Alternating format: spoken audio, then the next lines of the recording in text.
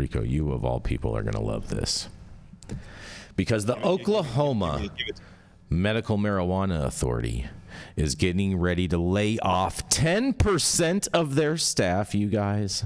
That's right. The Oklahoma Medical Marijuana Authority just notified staffers on Tuesday of a 10% reduction in the agency's workforce and plans to reorganize as it right sizes to meet the needs of a shrinking industry in the state.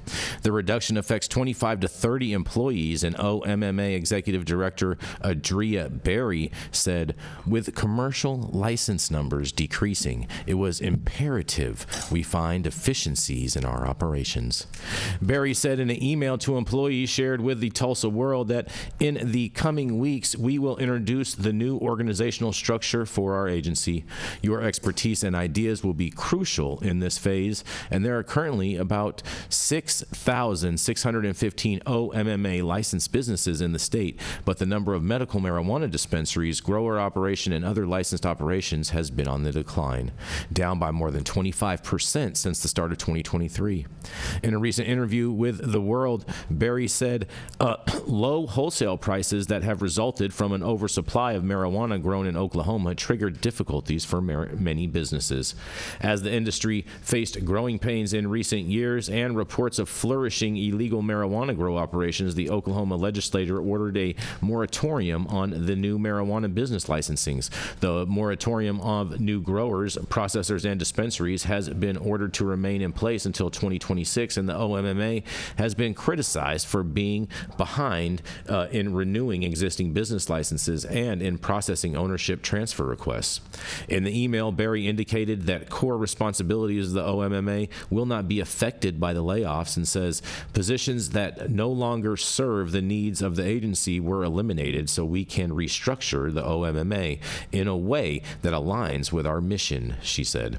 Riding this ship, she meant taking a hard look at where we are spending our time and energy as an agency in light of decreasing commercial license numbers and a limited appropriated budget. Berry said no additional layoffs are planned at this time, and people whose positions are eliminated were offered severance packages and an opportunity to continue receiving health insurance.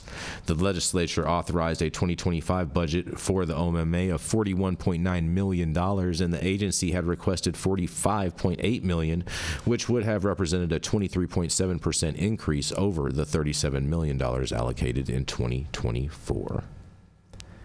Man, these guys just keep on just wanting more and more money, it sounds like to me, and I don't see them doing a whole hell of a lot for all of that, justifying all of that money. But they have closed a bunch of places down and whatnot. But 10% of the workforce, Rico, in the OMMA is getting the hack. What do you think about that? Hey, man, trim the fat. Trim the fat. Bureaucracies are bloated.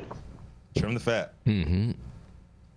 That's a campaign promise that was never followed through by your boy last round, Jason. The swamp was never drained. He didn't have enough time to drain the swamp. It was too clogged. Don't worry, it'll happen. We guess because he was flushing down documents. Don't worry, it'll happen. We've already proved that was false.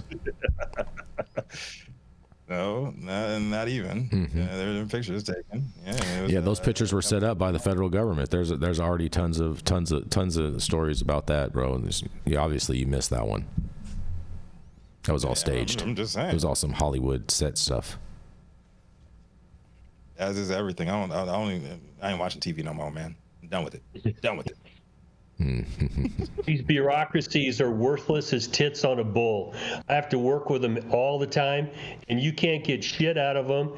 They're slow. They're inefficient. They don't talk to each other. I can't tell you how many times I've sent information to one place inside one of these bureaucracies, and they come and give you a notice of violation because you didn't do something when you show them the fucking email and go, here's the email. I gave it all to you.